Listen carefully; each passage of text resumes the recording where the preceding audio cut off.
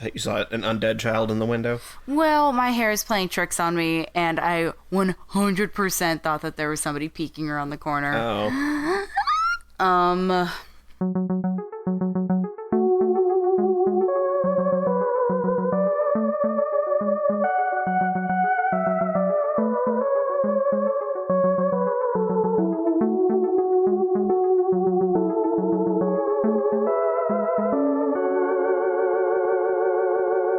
Hey everybody, and welcome to another episode of Who is My Doctor? Who is my doctor? Who is indeed. I am your host, Zach. I know a lot about Doctor Who. And I'm also your host, Cassie, and I know nothing about Doctor Who. And today we are coming up on our second two-parter, The Empty Child and the Doctor Dances. Wow.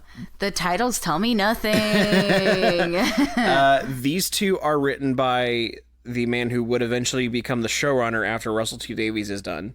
They're written by, his name is Stephen Moffat. He also wrote BBC's Sherlock, if you saw any of that. Okay.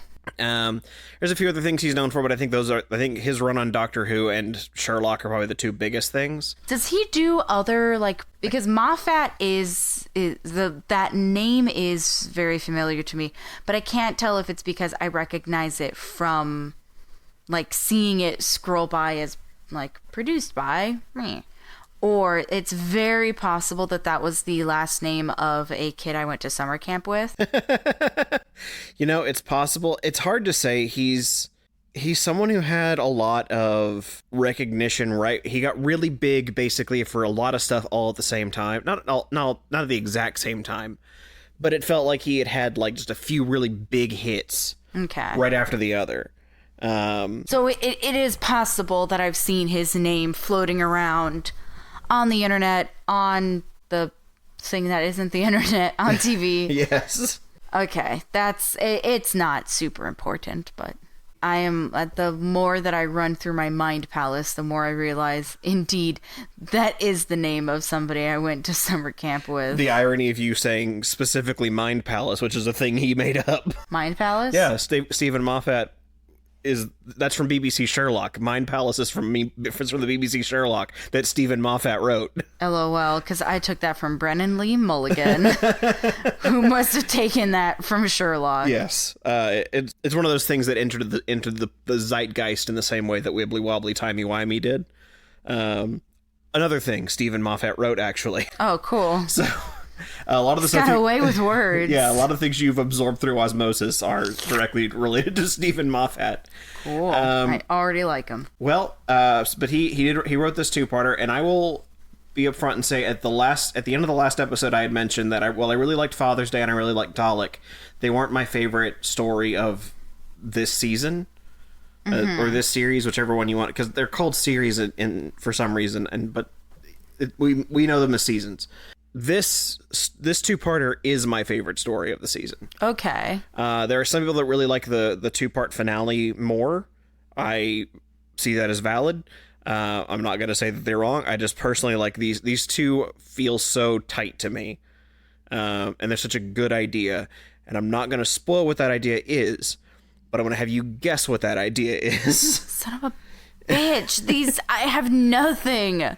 Well, you've got the term "the empty child." I'm an empty child. That doesn't help me. Well, this is what the guessing game is. This is what the Cassie Profassi is all about. Oh my god. Roll your bones, look into your seeing stones, and why don't you just try and guess at what the whole thing for the empty child might be. Is it a person? Yes, it is a person. I'll tell you, it is a person. Okay. So it is a person. It is not the Dr. Rose. I think that's fair to say. Okay.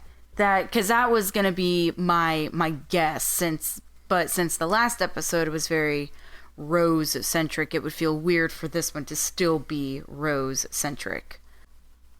Man, I don't know. If I had to take a wild guess, which this is all that these Profassis are at this point, are wild guesses.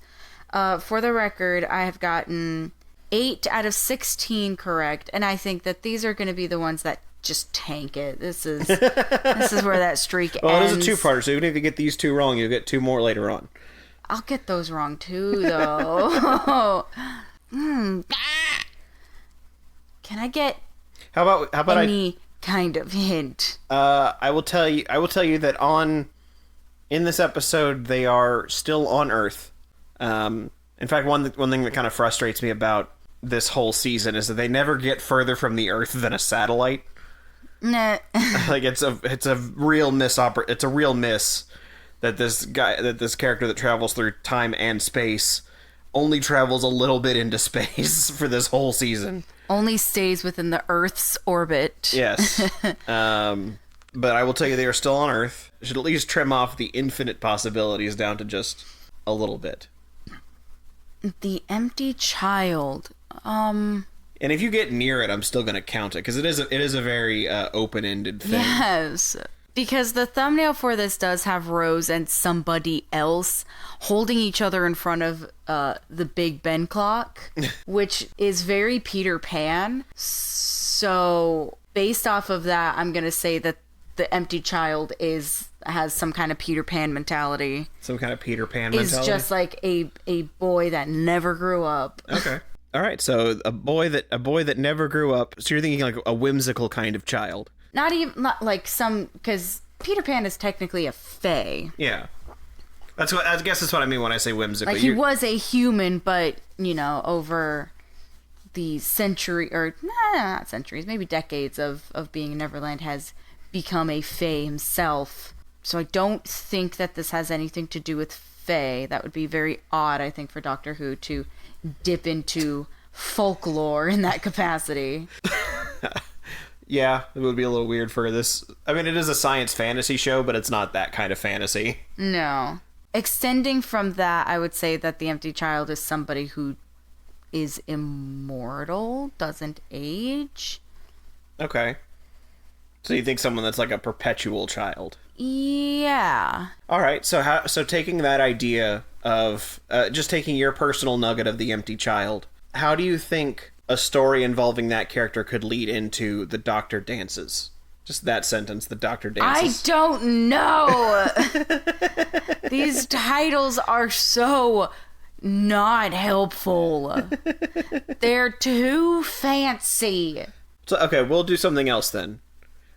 In this episode, because I do think it's a little unfair, especially because if you get that first question wrong, the second question is by default wrong, and that doesn't feel fair. No.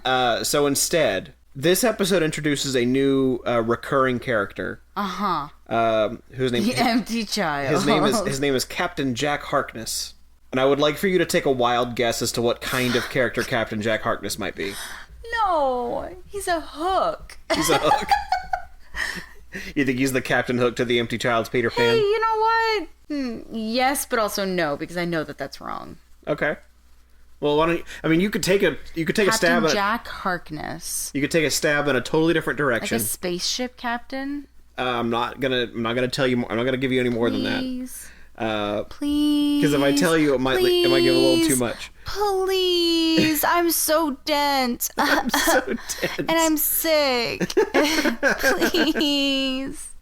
Please give me a little hint. Just for my self-esteem.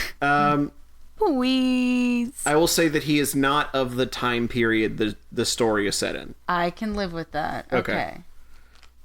Captain Jack Harkness is another time traveler. Okay. Well, yeah, that was obviously what I just said. So, just take a guess as to what, like, his deal might be. If he's a recurring character, Captain Jack Harkness. Because I'm also trying to think about, like, is that the name of a good guy or a bad guy? Captain Jack Hookness? Captain Agatha Harkness? He's a witch. He was there all along. It was Captain Jack Harkness all along. Okay, I'm gonna go with I'm only gonna call him a protagonist in the sense that I don't think that he is an enemy of the Doctor or Rose. I think that's fair. So I think he's a support character in the most like general term that I can get away with for this game. Okay. Do you want? So we'll say so. He's general support character. Do you want to take a? If you take a further stab and get something right, I might give you an additional point if you would like. Is it that guy? It might be. Okay, that's my guess. Your guess is that it's that guy? It's that guy. So so you can't see this. She's pointing to the thumbnail they've put on Max, the streaming service that has Doctor Who on it at the time of recording. That's what she's pointing to the screen. I don't know if it will still be there when you're listening to this, but there is a person that Rose is sort of like not caressing, but they both like are holding each other's arms in front of Big Ben. So some of you already know who that is. Some of you might know later. But for now, we're going to find out how right or wrong the Cassie Profassi is this time as we dig into The Empty Child and the Doctor Dances. We'll take a little break in between the episodes just to do a quick check-in. But for the most part, we're going to go straight through this. So we'll be right back after we finish off The Empty Child. There's nothing there that I can put. There's emptiness, silence.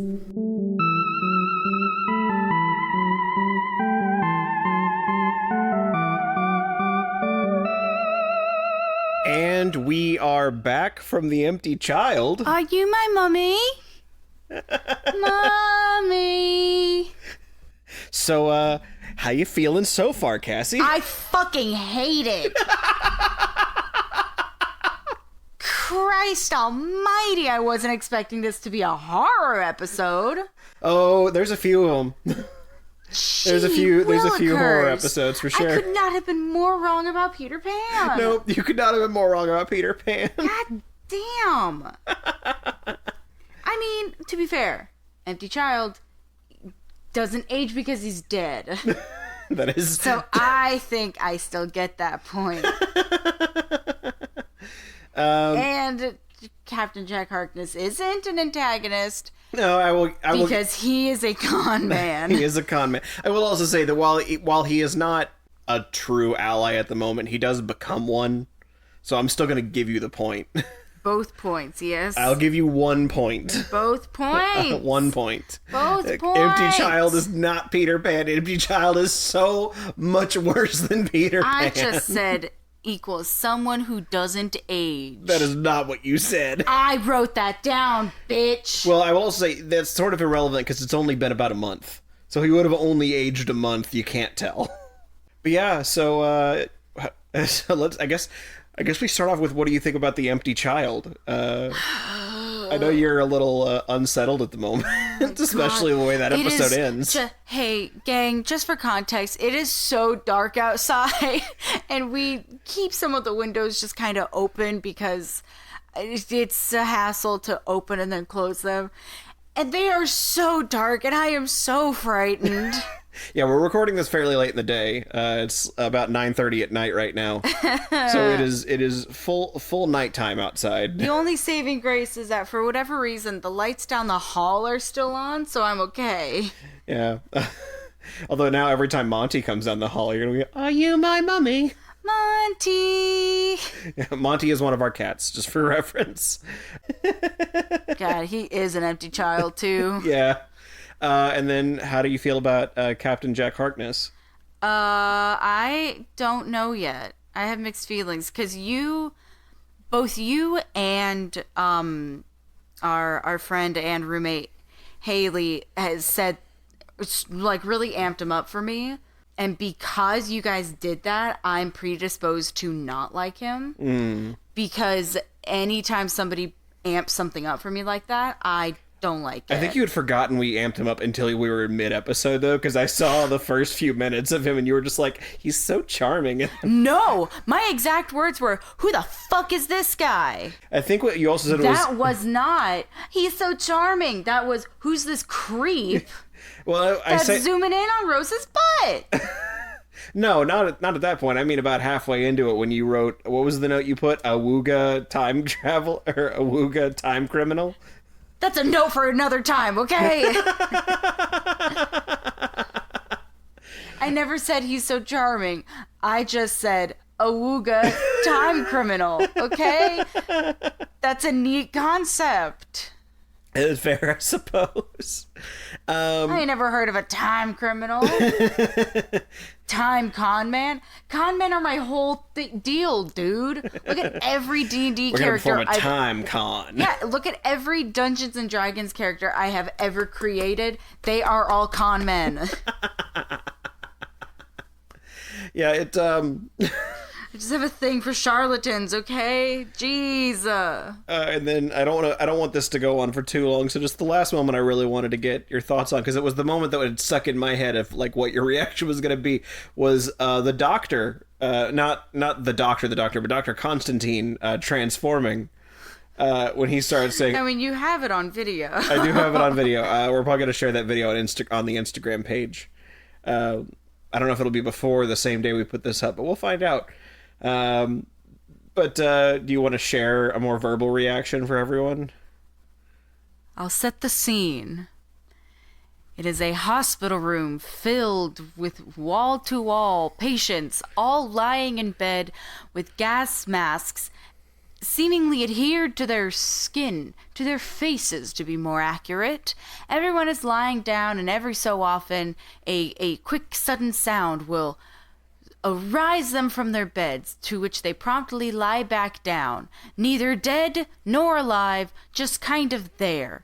And when asked how this happens and why they're like this, Dr. Constantine starts coughing and is seemingly dying, because that's what he said earlier on. And then he starts opening his mouth very wide as if he were a viper in the Amazon.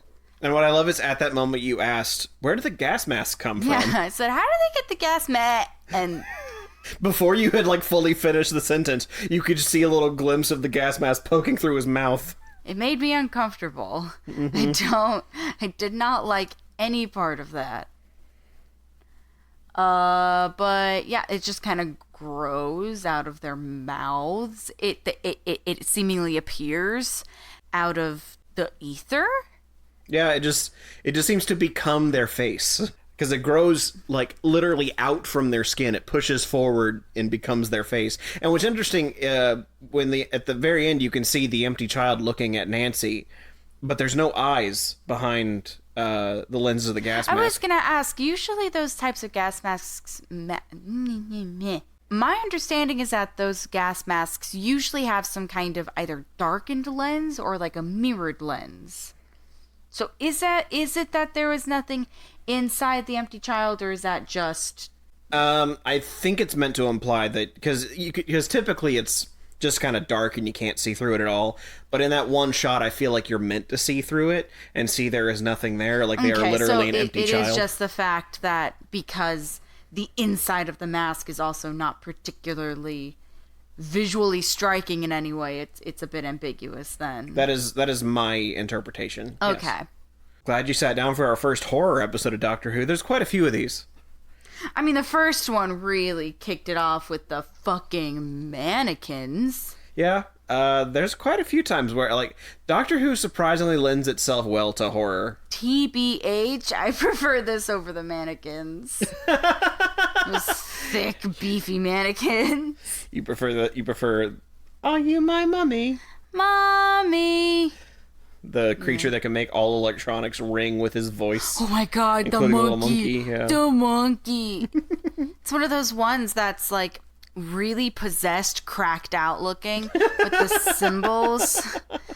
And he's making it talk, going, are you my mommy? As it's going, ping, ping, ping, ping. Are you my mommy? Yeah. The noise the symbols make all of a sudden.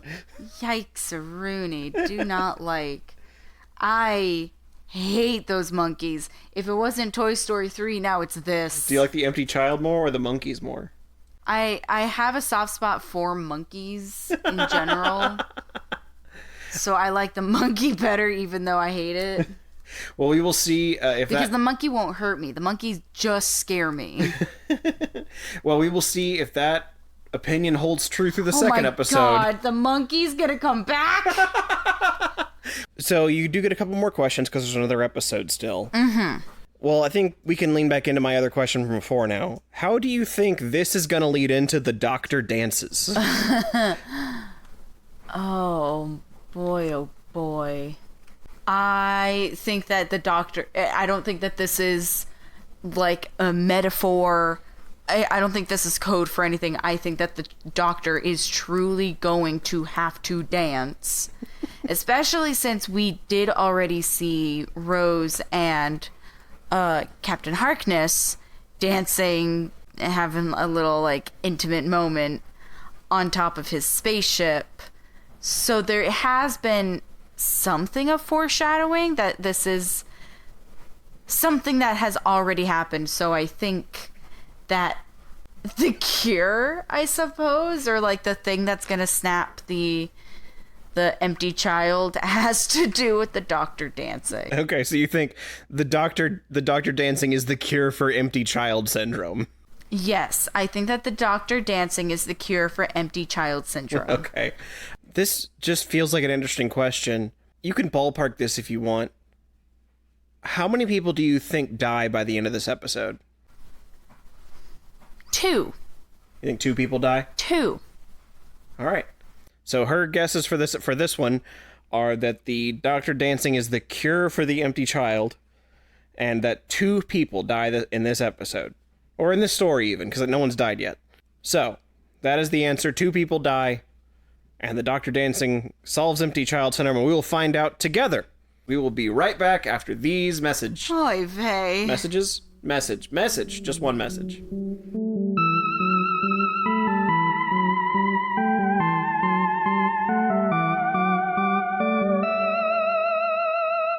This week's episode of Who is My Doctor is brought to you by Deep Space.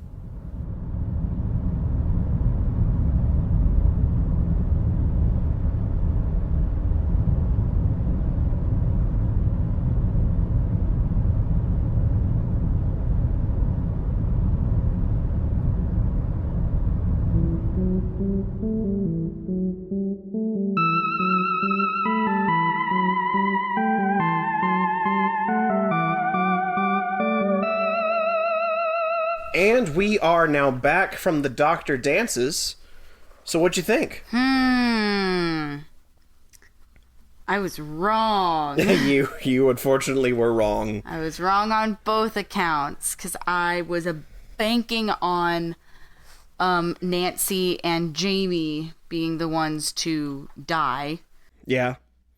But instead there's a real big to-do, and it's one of my favorite moments in Christopher Eccleston's run, when he seems so genuinely ecstatic when he gets to yell out, "Just this once, everybody lives." Everybody lives, Rose. Just this once. Everybody lives! Yeah, I had made a note that was where I had observed. I think this is the first time we've seen the Doctor genuinely happy. Yes. Because this is the first time he's been able to save people in a time of war without completely wrecking the space-time continuum. It's also the first episode in the entire season where nobody dies. Mm-hmm. Or, I mean, I guess some people are dying, like, in the background, because there's obviously the German Blitz going on. Yes. But no one directly interacting with the Doctor in any capacity dies. Nobody interacts with Rose and the Doctor and then turns around and is shot or eaten or... Yeah. Or turned into a skin suit for a farting alien. Yeah. Yeah, it's more... I mean, it's part of the reason why I like this episode so much. Just like that, it's so, like, dark and scary, but it doesn't marry itself to that so thoroughly it can't have that ending. And I think that's a really nice touch.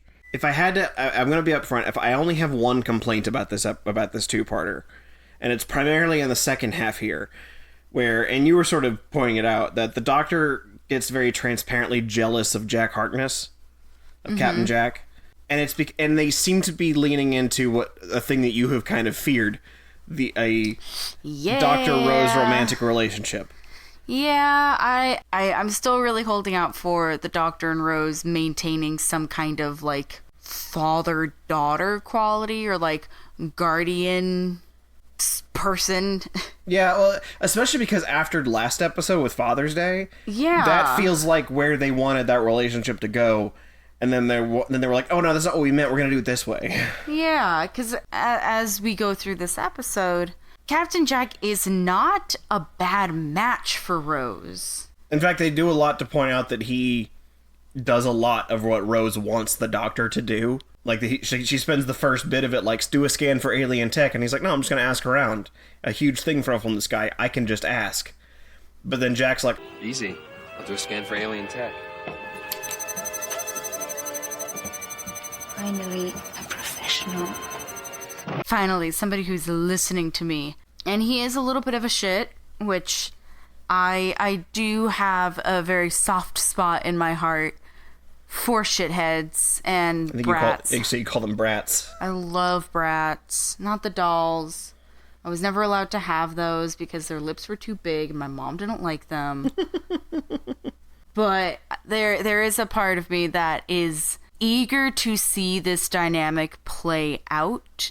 I am looking forward now to seeing the like final, what are we at, like 3 episodes? There are 3 episodes and a Christmas special left. But the Christmas special sort of, it depends.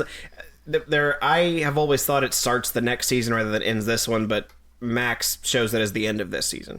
Okay. So regardless, I'm eager to see how the rest of this season plays out with the addition of Captain Jack, because I do feel like Captain Jack is a way more appropriate Adam replacement. Yeah. Like what might have been Adam's role and was promptly taken away from him because he's a wet bath mat, is what I think I called him before. So you say the personality of a bath mat, yes. Yeah, a soggy doorknob. Soggy doorknob. Captain Jack is not a soggy doorknob. He's more than that. Put water all over my doorknob. Now I'm gonna feel sticky going inside. Man, now I can't tell if my hands are wet because they're sweaty or if it was because of my doorknob. And yeah, also, the Doctor is Santa? Look at you beaming away like your Father Christmas. Who says I'm not Red Bicycle when you were 12? Is Santa also a Time Lord? Because that explains it. There's a Christmas special every year, and one of those will address Santa, so I don't want to go too much into it. Fabulous. I feel like the twist, in retrospect, feels super obvious about Nancy being Jamie's mother. Yeah. It's one of those where it's like, oh, it was... Well, because she also never addresses her, like, parents' status. Exactly. Like, it's weird that she never addresses the parent status. She keeps referring to Jamie as her little brother. And when you watch it, you're like, that doesn't make any sense. But I like the Doctor even points out that part of the misdirection is also casting. That they casted someone who I don't actually know the actress's real age during filming, but they specifically casted someone who looks like she's just in her teens. Mm-hmm. And so the Doctor points out, you actually are older than you look, aren't you? You're like 20 or 21. I mean, to be fair, I went to a school full of girls like that, where everybody there was like, oh yeah, I'm 16. But we all looked like we were maybe 10. Maybe 10. Something in the water over at that school. Yeah. But yeah, I really enjoyed that they part of the twist wasn't just like written. It also like looped in like other parts of production in a way that you don't normally get. I think the only time I've ever thought of that, what I've ever seen it since then, was Detective Pikachu, actually, where the twist that Ryan Reynolds is both. I'm sorry. This is spoilers for Detective Pikachu. It's several years old, but it's fine. The reveal that Ryan Reynolds played Pikachu, but he is also the main character's dad, because the main character they've cast as someone who is mixed race. You sort of have this diversion of what I think society expects his dad to look like is not Ryan Reynolds, and so there's a nice twist there done in casting. That's the only other time immediate that comes to mind where they've done that. And also, despite me being wrong about the Doctor dancing, saving all the people because of events on the ship that foreshadowed that, we still had events on the ship foreshadowing the ultimate, like, problem solver Yes. with the nanogens. Yeah. It is kind of silly looking at it now and realizing that Christopher Eccleston probably thought those nanogenes were coming down a lot sooner than the effects team put them on his hands, because he's just looking at his hands for a solid 30 seconds before they show up. I didn't even notice Yeah, that. it made me laugh a little bit. This is the first time I caught it. Well, it's because they put all of their fucking effects money into the bone mask faces. The face just, it's like, this time we got a different angle on it too. We got kind of a front one the first time. This was a side angle. We got a profile angle. You got in to this watch one. like the eyes around the skin turn into little eye ports. Oh, it was so gross and juicy. Loved that. I really enjoyed at the beginning of it the argument between Captain Jack and the Doctor regarding their different sonic devices. Yeah. That Jack's got a gun. He's like, I've got a screwdriver. You never I've got a sonic something. Yeah, I don't want to talk about it. It's sonic. That's all you need to know. Because there's something about it, specifically because of the shape of the two items, where it feels like a dick measuring contest. He's like, I've got a gun that can be a cannon. And he's like, I've got a screwdriver. You know, for when you get bored and you just put up cabinet. And he put a long night of building cabinets, I think is what he said. Yeah. But then he also implies the place where they made at least Sonic guns, if not the whole Sonic like line of items. The Doctor blew up that factory and replaced it with a banana grove. Sonic Blaster, 51st century. Weapon factories of Villengard. You been to the factories? Once. Well, they're gone now, destroyed. Main reactor went critical, vaporized the lot. Like I said, once. There's a banana grove there now. I like bananas. Bananas are good. High in potassium. Yeah, it's a good source of potassium. There is something that really grounds the Doctor for me in his affinity for bananas. Yeah. Well, there really seems to be... I really feel like this is one of those episodes that really understood what Christopher Eccleston's Doctor is trying to be. Because he is this character that is so buried in like his personal baggage and the demons that eat at him, that a lot of what he throws up is humor or just asides to try and mask his own feelings. Well, I think it's very safe to say this Doctor is a little bit of a goofball. Yeah, I think a goof is kind of what he wants to be. Like he's like whenever he he takes himself serious as the Doctor because he holds the Doctor title as one would if they've been at the same job for several years, where it's kind of like, yeah, I'm a professional. I'm a professional barista. I've been doing this for 4 years. I know exactly what I'm doing. I know how to do this job inside and out. So forgive me if I get a little silly and I don't take my job seriously sometimes, because I know in my heart I am the best person here at this particular job. Yeah, it's one of those, like, I'm the cleverest one here, and I'm secure enough in that I don't mind making fun of everyone else. Yeah, I don't need to prove to anybody that I am good at what I do, because I know I'm good at what I do. I don't need to prove that to anybody. This is just second nature to me.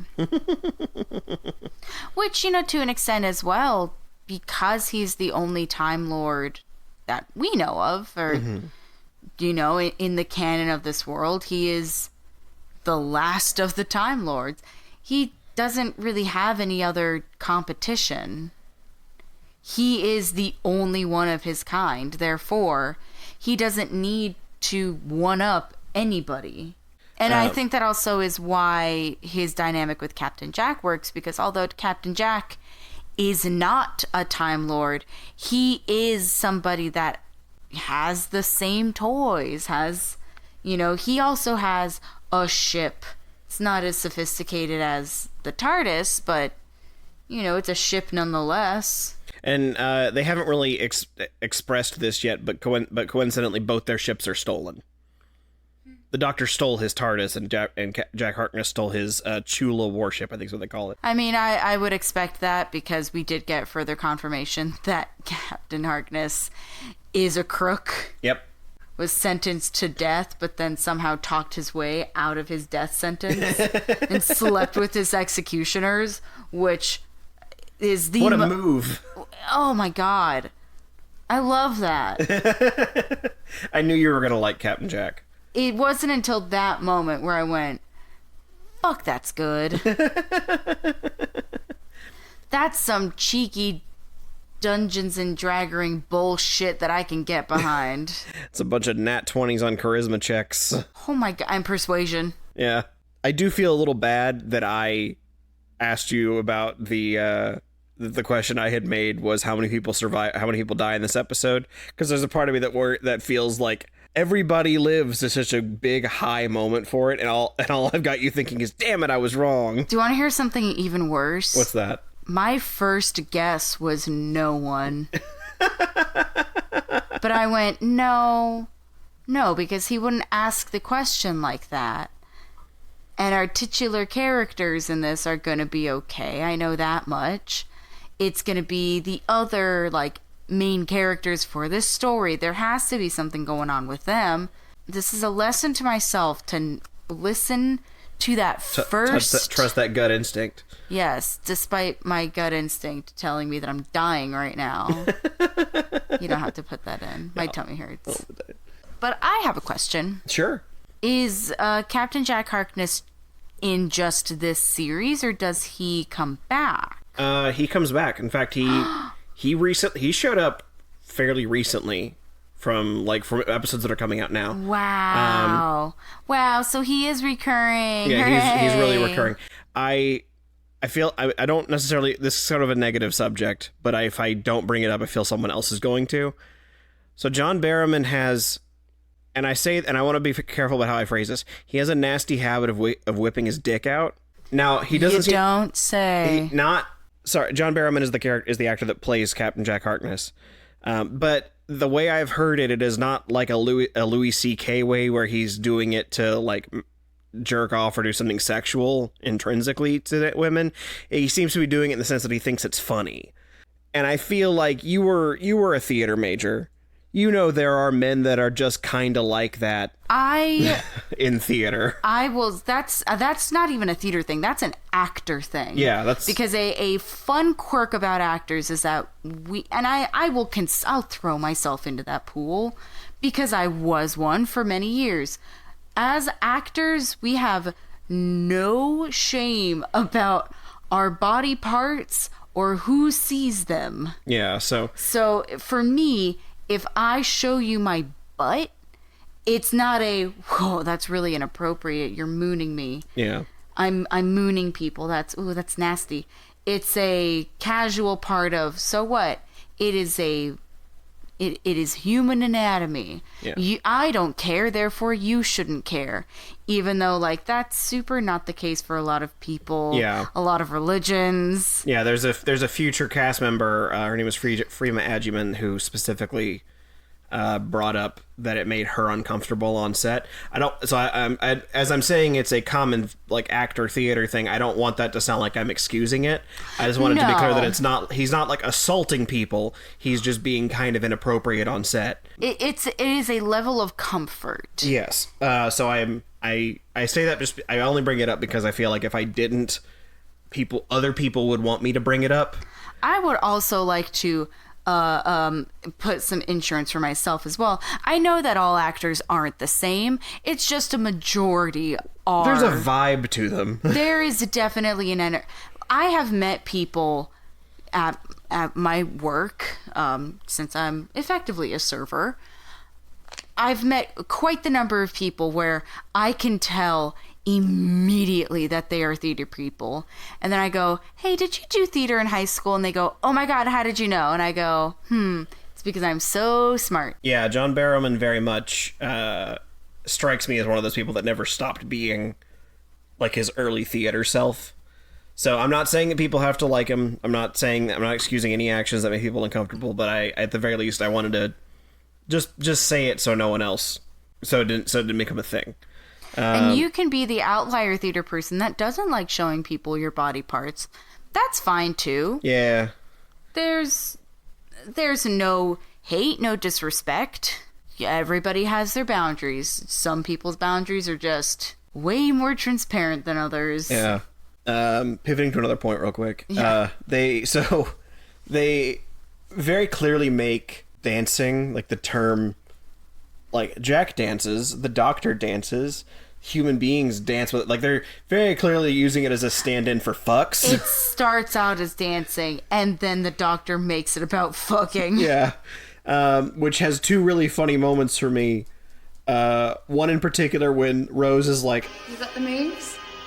Show me your moves. Rose, I'm trying to resonate concrete. it feels so much like, not tonight, I have a headache. But then the other thing is, like, when you take that metaphor, it means that the title of this episode is The Doctor Fucks. It's pretty good. It's also, I think they were partly doing it to reestablish the character, because the Doctor in the classic series was, generally speaking, kind of asexual. I mean, I would say that I feel like I still get a little bit of that vibe. Yeah. Despite the fact that he's like, Rose, I'm over 900 years old. I know how to dance. Yeah. Which also means that he's 900 years old, but he wasn't having any kind of dance partner for a majority of that 900 years. Yeah. I mean, he's had companions through the whole thing, but Well, generally yes. speaking, he's also been mostly played by slightly older actors. Like Christopher Eccleston is pretty commonly what is. I mean, I don't want to say that they're all late 30s, but I feel like most of them were. The first Doctor was an old man. He was a nearing retirement William Hartnell. And part of the reason why we have multiple Doctors is because he got too old and sick to keep playing the role. So when the show first started and the first Doctor was dead or dying. I mean, he ran for two full seasons. And he ran for most of a season 3, but he was getting very ill. Okay. So Like he needed to take a lot of breaks off set to like rest. And so production was taking longer, and so they knew they had to replace him because he was very old. They Imaginarium of Dr. Panarsis him. I guess in a sense you could say that he did that, yeah. Because the only reason that movie ended up the way that it did is because Heath Ledger had died. Yeah, no. And it was more interesting for every iteration of him to be played by a different actor. I will say William Hartnell survived after his show. He was just... Well, yeah, but it's that idea of, like, you can then create a character, especially in a show's infancy like that has a habit of being recast and changing their shape. Yeah. Yeah, the very last Bill Hartnell story, he's not in it for a lot of it. That's part of the tension, is the Doctor seems to have disappeared and they don't know what they're going to do. But yeah, he survives long enough to show up for the first... that's a spoiler. But he survives long enough to show up later on in his career. Okay. I also think part of why the Doctor was a little asexual is that he's generally kind of a weird old man. Especially at this point in the series. I mean, he's generally kind of a weird old man with a relatively normal 20-something partner. And by partner, I mean like work companion. So I think there's a part of it where it's just like, even if he was romantic, it would have felt inappropriate for the way they were casting the show. And this is one of the few times where I think they want to try and modernize the show a bit and have it be a little more, for lack of a better word, sexy.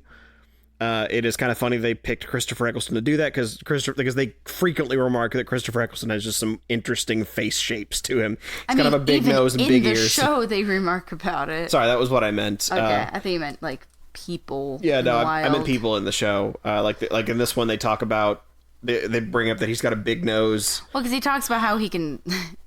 He was following the scent. I've got a nose for following, and she's like, "Do your ears have powers too?" I like though that he's completely oblivious to it, and he goes, "What is that supposed to mean?" Which it is also a callback to the very first episode when he first sees his reflection and goes, "Oh, look at the ears." Oh, could have been worse. Look at the ears. I think the show was sort of teetering before, where it didn't really know how it wanted the Doctor's relationship to go. And I don't know if it was specifically Stephen Moffat's decision or Russell T Davies' decision. You know, Russell T Davies is the showrunner, but Stephen Moffat is a very, like... One of his limitations is that he really likes writing characters to be more sexual than might be appropriate at times. And we will see that when he is the showrunner, especially. I don't know if it's him being like, I'm going to be exciting or what it is exactly, but that it's one of his, like, isms as a writer. Could he just be kind of horny?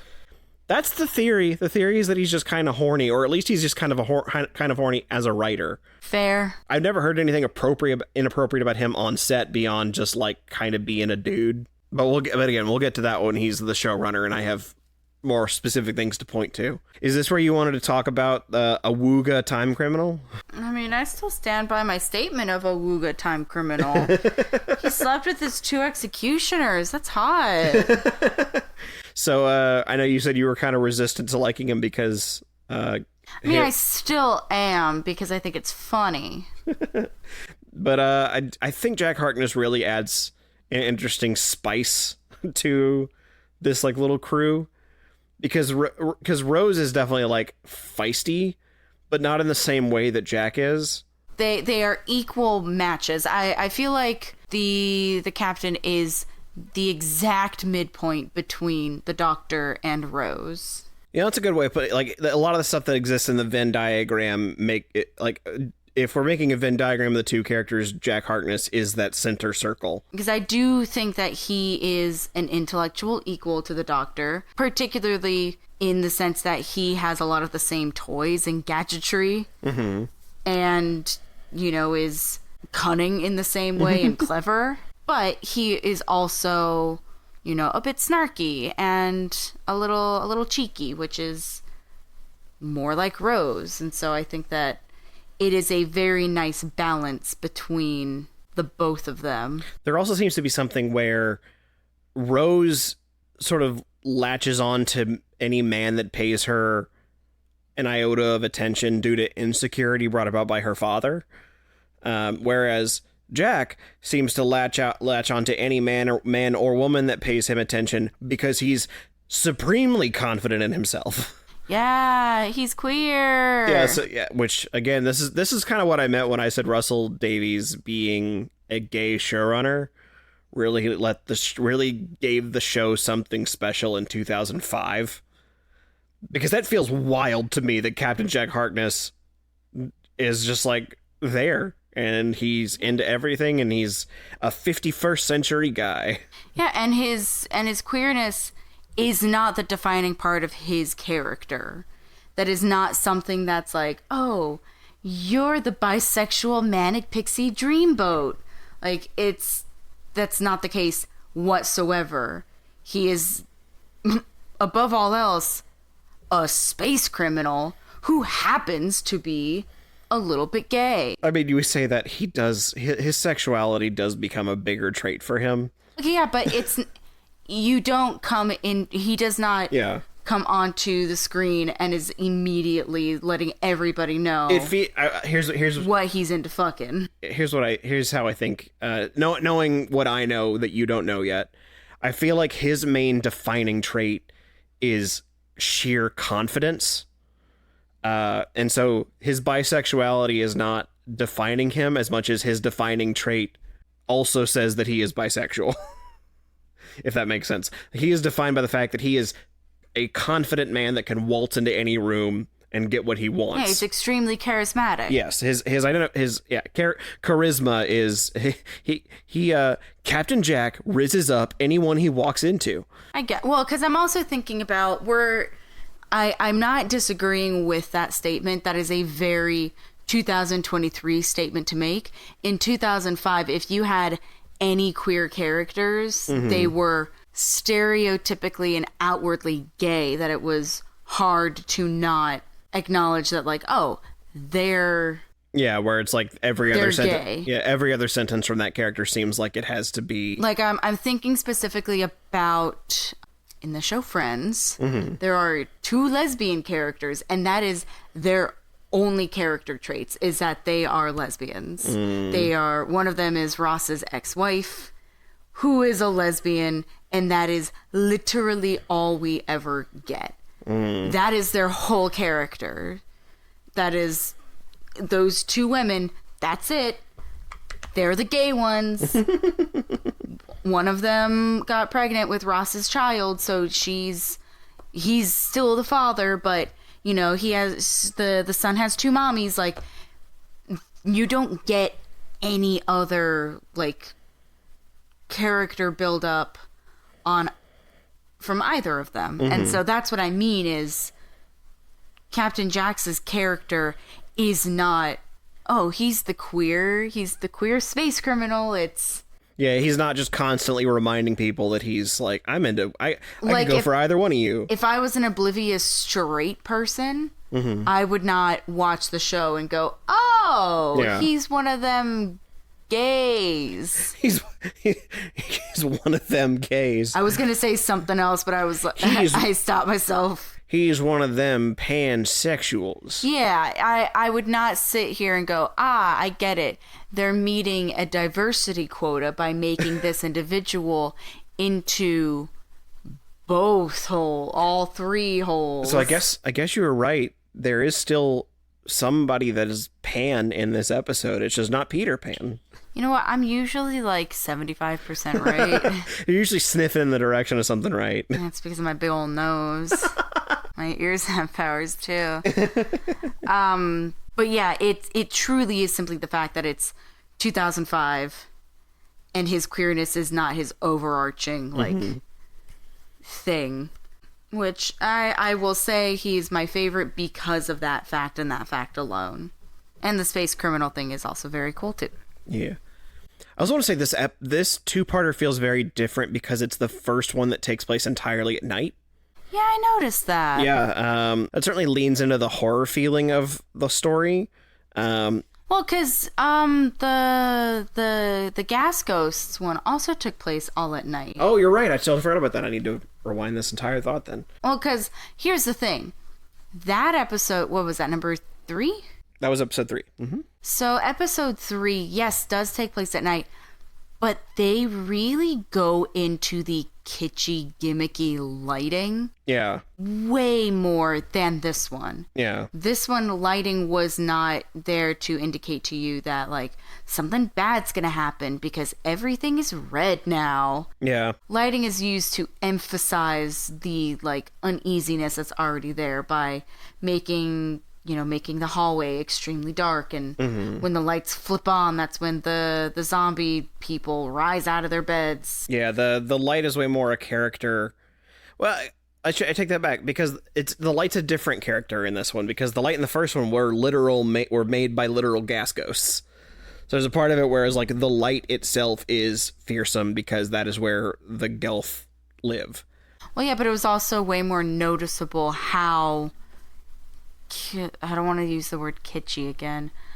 The third episode, the lighting was way more noticeable. Yeah, even though it was set at night, there was not a lot of darkness in it. No. Like, even the streets are very well lit. The insides of the houses, the interior of the theater, everything is very bright. Yeah. Like there might be there's definitely some shadow to things because that's what light makes, but it doesn't feel like a dark setting in the same way that this one does. Yeah, this one you really do get the sense that you are in 1940s London during an air raid. Yeah, when they've had to shuttle the lights off so the airplanes can't see where they're going to bomb stuff. Which also, I think the air raid was a very clever place to put it. Mm-hmm. With something just fell out of the sky, and when are people not gonna notice something fell out of the sky when a bunch of stuff is falling out of the sky? I thought that was a really great setup. I also appreciate the fact that I, again, was not entirely wrong with my prophecies, because if you refer back to the cheeky 9/11 reference, I did say that reference was going to be a World War II reference. Now, this wasn't so much a reference as it was an actual setting. Yeah. But I could feel it in the ether that a World War II episode was a coming. Now, granted, you thought that because the episode was called World War III. You know what? Yeah, but still. But I will say this is not. Hey, let me have this. This is not the last World War II episode either. This season or of the show. Okay. Obviously, I mean, World War II is kind of a big fucking deal, especially in Europe. Yeah, especially for Britain. So, I think the thing that feels most uncomfortable about this episode is the number of adults that start saying, "Are you my mummy?" Oh my god, it's so funny though, because you can really pick out of the crowd the ones that are emulating children and the ones that are going, "Are you my mummy?" Or Mr. You, me mum. It was very silly. Because I know I do this thing sometimes when I'm listening to musical soundtracks. Every so often there is one voice in a crowd I can pick out, and that's the only one I can hear. A very prime example, and it might ruin it for anybody who investigates there hereafter. The original Broadway recording of Phantom of the Opera. In the song Masquerade, there is one, I want to say that she's like a mezzo-soprano, but her voice is so distinct out of the crowd that anytime I'm listening, I can pick her out. Because while everybody else is, everybody else's voices blend into the crowd, hers somehow manages to stick super far out. Can you do an impersonation of the voice a little bit? I can, actually. So, it goes, Masquerade, paper faces on parade. Hers is very distinctly, Masquerade! And it's... Masquerade! On display. Yeah, but it's not even the fact that it's the particular note that she's hitting that I can't really do because I'm not a professional singer. The only other thing that did bug me a little bit is the fact that the Doctor's dance felt a little bit like the Freuderwacken in the Tim Burton Alice in Wonderland. In what way? Because the entirety of that movie is them talking about how the Mad Hatter has this wonderful dance and he hasn't danced in so long, and oh man, like his moves would move mountains or whatever it is that they say, and it's talked up the entire movie until the very end when he does it, and it's just a little bit off-putting and weird and feels a little bit out of place. And I felt a little bit the same way about this, where the Doctor's like, I can dance, I'm 900 years old, I've picked up some moves, I can dance. But then he starts dancing and it's not very good, and then he changes the song and starts doing the Charleston, and it's like, oh, see, I do remember some stuff, but it's still kind of crappy. Yeah, and I think that might have been bad editing because he's snapping off beat. I've just remembered. What? I can dance. I can dance. And so that doesn't help.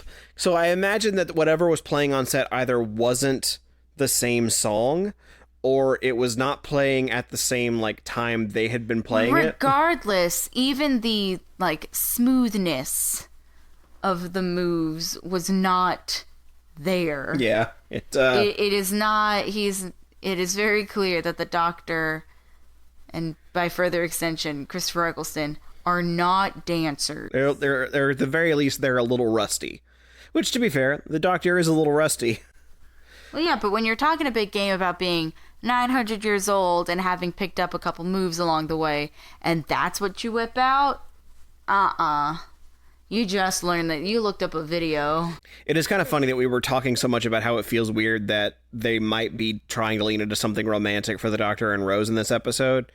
And then because Christopher Eccleston is not a great dancer, it still kind of feels like a daddy-daughter dance. Oh, yeah. But definitely. Because they're both kind of awkward. Even Rose isn't that good. Which is funny because she was a pop singer. I forgot about that. That's kind of amazing. Billie Piper was a pop singer before she had this role. And I will say, though, that for a pop singer turned actress, she's really solid in this role. Oh, yeah. It's in a way that if I had been told that before I had watched the show, I don't know that I would have expected it from her. But overall, how'd you feel about this two-parter? I liked it. You liked it? Yeah. Yeah, this is easily my favorite story that we've had so far. I don't know if you feel the same way. Not particularly, but I have not really fallen in love with the show yet. Fair. So I like this just as much as I liked the third episode and not Yorick. Dalek. And Father's Day is up there too, or is that?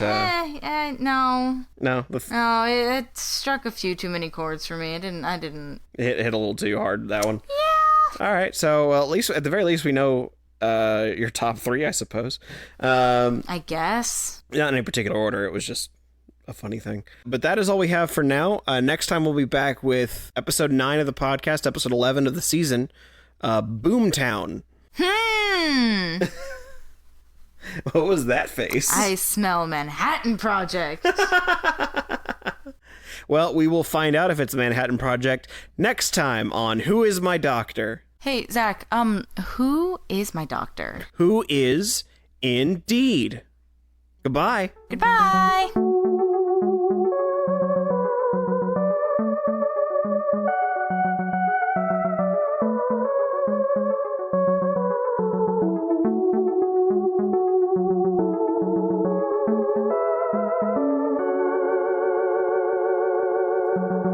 Are you my audience? Audience. Nah, this doesn't have the same ring to it. Either way, it is 2 a.m. as I finish making this episode, so let's get through all the important things. Share us with your friends, give us all the good ratings, please don't throw assorted vegetables at me. You can follow us on Twitter, Blue Sky, Instagram, and Threads at WimDpod. That's WIMDPOD. Next week's Boomtown. Tuesdays are now Who's Days. Good night!